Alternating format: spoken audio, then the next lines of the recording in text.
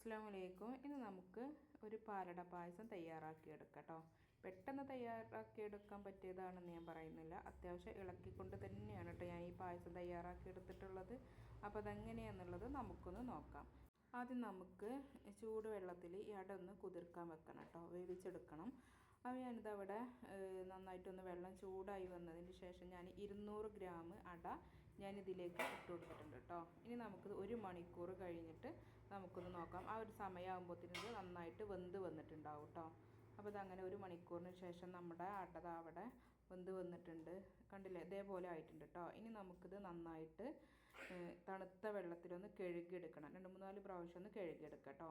ഞാനിതാ ഇവിടെ 2 ലിറ്റർ പാലാണ് എടുത്തിട്ടുള്ളത്. അത് നമുക്ക് നന്നായിട്ടൊന്ന് തിളപ്പിച്ചിട്ടെടുക്കാം. പാൽ നന്നായിട്ട് തിളച്ച് വരുന്ന സമയത്ത് നമ്മൾ നേരത്തെ കഴുകി മാറ്റി വെച്ചിട്ടുള്ള അട ഇതിലേക്ക് ഇട്ട് കൊടുക്കാം കേട്ടോ. എന്നിട്ട് ഇതാണ് നന്നായിട്ടൊന്നിങ്ങനെ ഇതുപോലെ ഒന്ന് ഇളക്കി കൊടുക്കാം. ഞാനിതിവിടെ ഏകദേശം 2 മണിക്കൂറാണ് കേട്ടോ ഈ ഒരു അട വേവിച്ചിട്ട് എടുത്തിട്ടുള്ളത്. ഇതുപോലെ ഇങ്ങനെ ഇളക്കി നമുക്കിതൊന്ന് കുറുക്കി കൊണ്ടുവരണം കേട്ടോ.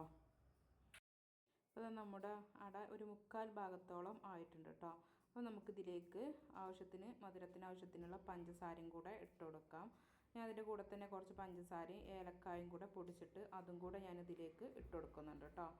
അപ്പോൾ നല്ലൊരു ഏലക്കായൻ്റെ രുചിയൊക്കെ വരുമ്പോൾ നല്ലൊരു ടേസ്റ്റാണ് കേട്ടോ ഇതിന്. അതും കൂടെ ഇട്ട് കൊടുത്തിട്ടുണ്ട്.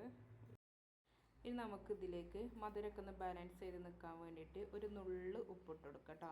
ഒരു നുള്ള് ഉപ്പിട്ട് കൊടുത്താൽ മതി. ഉപ്പും കൂടി ഇട്ട് കൊടുത്തിട്ട് നന്നായിട്ടൊന്ന് ഇളക്കിയെടുക്കാം. അതിന് ശേഷം നമുക്കിതിലേക്ക് മിൽക്ക് മെയ്ഡ് ഒഴിച്ച് കൊടുക്കണം കേട്ടോ.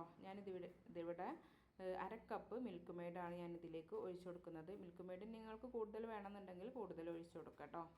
ഞാനിതവിടെ 1/2 കപ്പ് മിൽക്ക് മെയ്ഡും കൂടെ ഇതിലേക്ക് ഒഴിച്ച് കൊടുത്തിട്ടുണ്ട്. എന്നിട്ടൊന്ന് നന്നായിട്ട് ഇളക്കി കൊടുക്കാം. ഇനി നമുക്കിതിലേക്ക് വേണ്ടത് നെയ്യാണ് കേട്ടോ. ഞാനിവിടെ 1 സ്പൂണ് നെയ്യും കൂടെ ഞാനിതിലേക്ക് ചേർത്ത് കൊടുത്തിട്ടുണ്ട്.